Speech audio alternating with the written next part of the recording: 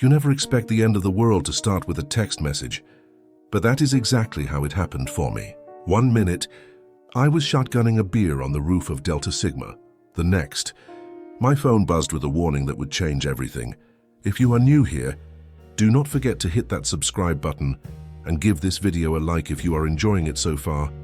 It really helps the channel grow. And let me know in the comments where you are watching from. I would love to hear. The night started like any other at Delta Sigma.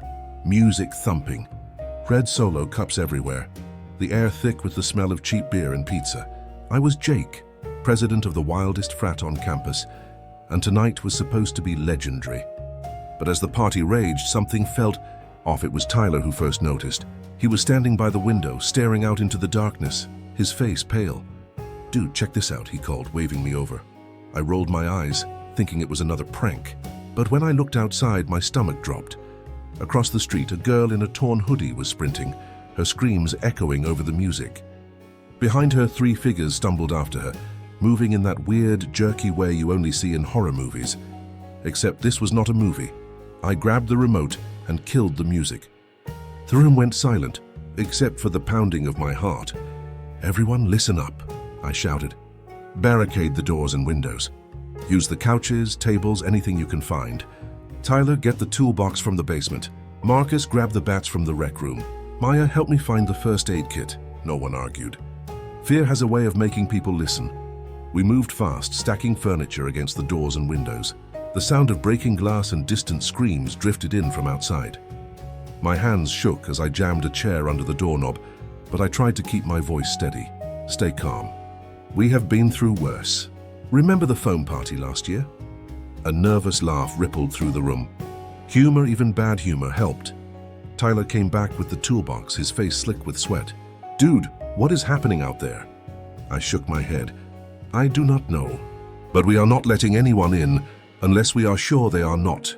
You know, we worked in a blur, hammering boards over the windows, piling up anything heavy we could find. Every thud from outside made us flinch. I kept thinking about my parents, about my little sister back home. Were they safe? Was this happening everywhere?" Suddenly a loud banging rattled the front door. "Let me in, please." It was a girl's voice, desperate, terrified. I hesitated. What if she was bitten? What if she was one of them? But Maya looked at me, her eyes pleading. "We cannot just leave her out there, Jake." I nodded, grabbing a bat. "Okay, Tyler, cover me." We slid the couch aside just enough to crack the door. The girl stumbled in, sobbing, her clothes splattered with blood.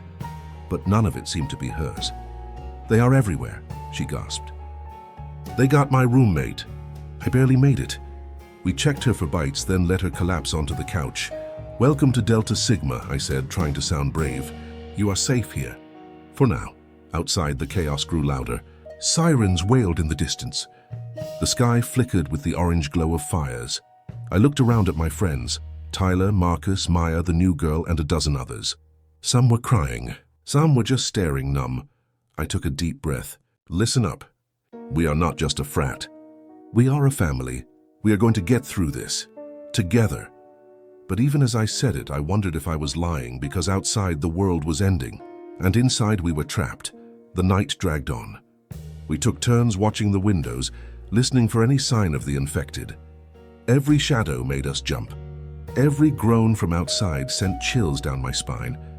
At one point, Marcus tried to lighten the mood. "Hey, at least we have enough ramen and beer to last a week, right?"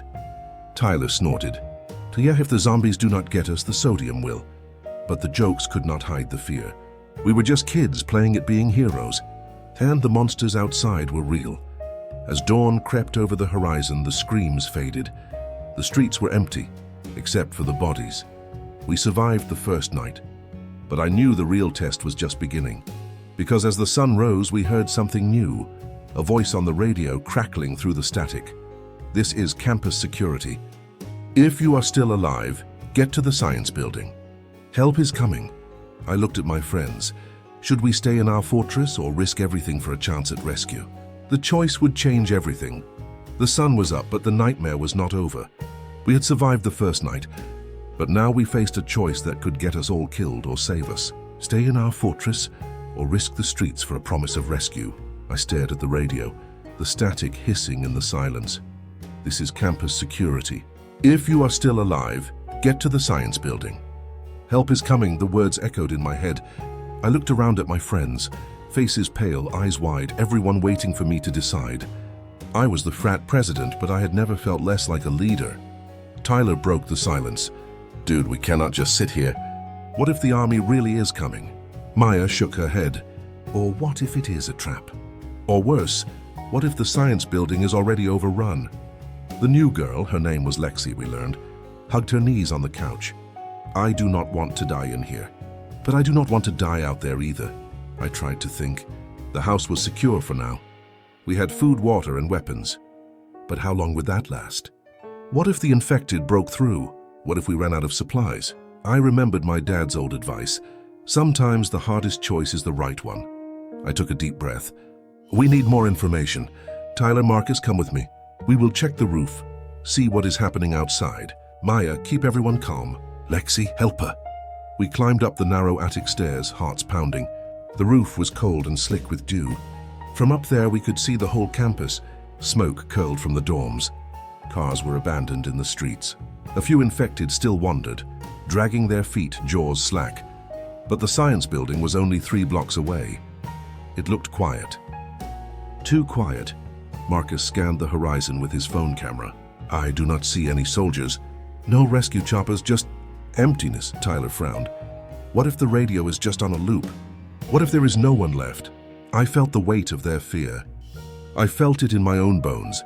But I also saw something else. Movement near the science building. A group of people waving a white sheet from a window. Survivors. I climbed back down, my mind racing. We saw people at the science building. They are alive. But the streets are crawling with infected. If we go together. No one gets left behind. The room buzzed with nervous energy. Some wanted to stay. Some wanted to run. I made the CA. We wait until nightfall. Then we move.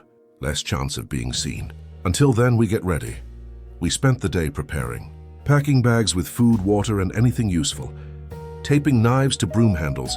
Filling bottles with anything flammable. Tyler found a stash of fireworks in the basement, left over from last year's homecoming. Distraction? He grinned. I nodded. Perfect. We will use them to draw the infected away from the street. As the sun set, the house grew tense. Every creak sounded like a death sentence. I tried to keep everyone focused. Remember, stick together. If you get grabbed, fight. If you get bitten, tell us. No secrets. Lexi's voice was small. What if we do not make it? I looked her in the eyes. Then we go down swinging. But I promise I will do everything I can to get us through this. Night fell. The world outside was a graveyard. We moved in a tight group, hearts pounding, every shadow a threat. Tyler and Marcus carried the fireworks. Maya clutched the first aid kit. I led the way, bat in hand. We slipped out the back door, sticking to the alleys. The infected were everywhere, shuffling, moaning, hungry. We kept low, moving fast. At the corner, Tyler lit a firework and tossed it into the street. It exploded in a shower of sparks, drawing the infected like moths to a flame. We ran breathless, dodging bodies and broken glass. Halfway there, we heard screams, a group of students trapped in a car, surrounded by the infected. Maya grabbed my arm. We have to help them. I hesitated. Every second counted, but I could not leave them. Tyler, Marcus, cover us, I shouted. We charged in, swinging bats, yelling, doing anything to draw the infected away. The students scrambled out, joining our group. Thank you, one of them gasped. We thought we were dead. Stick with us, I said. We are heading to the science building. We moved as one, a ragtag army of survivors. The science building loomed ahead, its doors barricaded, survivors waving from the windows. But as we reached the steps, a new sound cut through the night. A gunshot. Someone was inside. And they were not alone. We made it to the science building, but the real danger was not just outside. Sometimes the scariest monsters are the ones still breathing. The gunshot echoed through the night, freezing us on the steps. For a second, nobody moved. Then another shot, closer this time. Get down! I hissed, pulling everyone behind a concrete planter. Inside, shadows moved behind the glass doors. Someone was yelling, but we could not make out the words. The infected, drawn by the noise, started drifting toward us, their eyes empty, jaws slack. Tyler gripped my shoulder. What now, man? I scanned the building. The main doors were blocked, but a side entrance looked clear. I motioned for everyone to follow, keeping low. We crept along the wall, hearts pounding, every step echoing in my ears. Maya whispered, "What if they shoot at us?" I shook my head. "We show our hands. We are not a threat." We reached the side door. I banged on the glass, holding my hands up. "We are alive! Let us in!" For a moment, nothing happened. Then a face appeared. A guy in a lab coat, maybe a grad student. He looked terrified, but he unlocked the door and waved us inside. We tumbled in, gasping for breath. The door slammed shut behind us and the guy locked it tight. "Who are you?" he demanded, voice shaking. "Jake, Delta Sigma." "We brought survivors," I said, trying to sound calm. He nodded, glancing at the group. "I am Ben. We have been holding out here since last night. But it is getting worse. Some people, they are not handling it well." He led us down a hallway. Past classrooms turned into barricaded bunkers. Dozens of students huddled together, some crying, some staring blankly at the walls. The air smelled like sweat and fear. Ben explained, "We have food and water, but not much. Some people want to leave, try for the stadium. Others say we should stay put. And then there is him." He pointed to a closed lab door. Inside, a big guy in a varsity jacket paced like a caged animal, clutching a pistol. "That is Trent. He has been on edge since his friend got bit. He thinks he is in charge now." I exchanged a look with Tyler. "Great, just what we need, another alpha." Suddenly, Trent burst out of the lab, waving the gun. "Who are these people? You just let anyone in now?" he barked. I stepped forward, hands raised. "We are not here to cause trouble. We just want to survive, same as you." He glared at me, eyes wild. "You brought more mouths to feed." "More people to get us killed." Ben tried to calm him. "Trent, they saved people out there. We need all the help we can get," Trent sneered. "Help or dead weight?" The tension was thick. I could feel everyone watching, waiting to see what would happen. I knew I had to take control fast. I met Trent's gaze. "Look, man, we are all scared, but fighting each other is not going to help. We need to work together, or none of us are getting out of here." For a moment I thought he might shoot me, but then he lowered the gun, breathing hard. "Fine, but if anyone screws up, they are out." "Got it?" I nodded. "Got it." We spent the next hour fortifying the building, moving desks and lab tables to block the doors. Tyler and Marcus set up the fireworks as a last resort distraction. Maya checked on the wounded, her hands steady even as her voice trembled. Lexi found me in the hallway, her eyes red. "Do you think we will make it?" I wanted to lie, to tell her everything would be okay, but I could not. I do not know. But I am not giving up. Not now. As night fell, the infected pressed against the windows, their moans rising like a storm. Inside, the group was tense, arguments breaking out over food, over who was in charge, over what to do next. Trent paced the halls, gun in hand, muttering to himself. Ben tried to keep the peace, but it was clear things were falling apart. I gathered my friends in a corner. "We cannot stay here forever. Supplies will run out. People are losing it. We need a plan." Tyler nodded. "What about the stadium?" "If the army is coming, that is where they will land." Maya frowned. "But how do we get there?" "The streets are crawling with infected." I looked at the fireworks, at the map of campus on the wall. An idea started to form, but before I could speak, a scream ripped through the building. Someone had been bitten, and this time it was one of our own. When the world falls apart, you find out who you really are. And sometimes the only way to survive is to risk everything, even the people you love. The scream echoed down the hallway, sharp and raw. For a split second, nobody moved. Then chaos erupted. I sprinted toward the sound, my heart pounding so hard I could barely hear. In a corner classroom, a crowd had gathered, faces pale with terror. On the floor, clutching his arm, was Marcus. Blood seeped through his fingers. "No, no, no," Tyler whispered, dropping to his knees beside him. "What happened?" Marcus's voice shook. I was helping board up the window. One of them smashed the glass. I thought I was fast enough, but he pulled his hand away. The bite was deep, ugly, already turning purple at the edges. Trent stormed in, gun raised. "He is bitten. He cannot stay. You know the rules." Maya stepped between them, her voice trembling but fierce. "He is not turning yet. We have time. We are not just throwing him out there." Trent's eyes were wild. "If you want to die with him, be my guest. But I'm not risking everyone for one guy." The group started shouting. some siding with Trent, others with us. The infected outside pounded on the glass, their moans growing louder, as if they could smell the fear. I knelt beside Marcus, my mind racing. He was my brother in all but blood. I could not let him die alone. "Listen to me," I said, grabbing his shoulder. "We are getting out of here. All of us, stadium, remember? That was the plan." Marcus tried to smile, but his eyes were glassy. "You always were a terrible liar, Jake." I squeezed his hand. "Just hang on." Ben appeared, pale and shaking. "The barricades will not hold much longer. We have to move now." I looked at my friends, Tyler, Maya, Lexi, even Ben.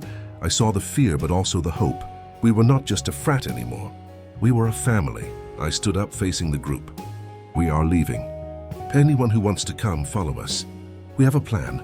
Trent blocked the door, gun raised. "You are not taking him. He is a dead man walking." I stared him down. "Then shoot me, because I am not leaving him behind." For a moment I thought he might, but then he lowered the gun, shaking with rage. "Fine, go get yourselves killed." We packed what we could, food, water, the fireworks, anything sharp or heavy. Marcus leaned on me, his face pale but determined. We slipped out a side door, sticking to the shadows. The infected swarmed the front, drawn by the noise and the scent of blood. Tyler lit the first firework and tossed it into the street. Halfway to the stadium, Marcus stumbled. I caught him, but he was fading fast. "Go," he gasped. "So you have to go." I shook my head, tears burning my eyes. "Not without you." He smiled, weak but real. "You always were stubborn." The stadium was in sight now, floodlights blazing, soldiers waving survivors inside. The last safe place on campus. Maya and Lexi helped me drag Marcus the final yards. Tyler covered us, swinging his bat at anything that got too close. We reached the gates just as the soldiers started closing them. A medic rushed over, checking Marcus's bite. He shook his head, grim. "We will do what we can." We collapsed inside, gasping for breath. The stadium was packed with survivors, students, teachers, even rival frats. For a moment we were safe, but as I looked at Marcus, I knew nothing would ever be the same. He grabbed my hand, his grip weak. "You did it, Jake. You got us here."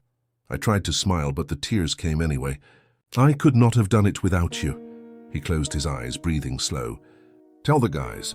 Tell them I am sorry." I nodded, unable to speak. As the sun rose over the stadium, I looked at my friends, what was left of them. We had lost so much. But we had each other. The world outside was gone. But inside these walls we had hope. We had brotherhood. And as long as we had that, we had a reason to fight.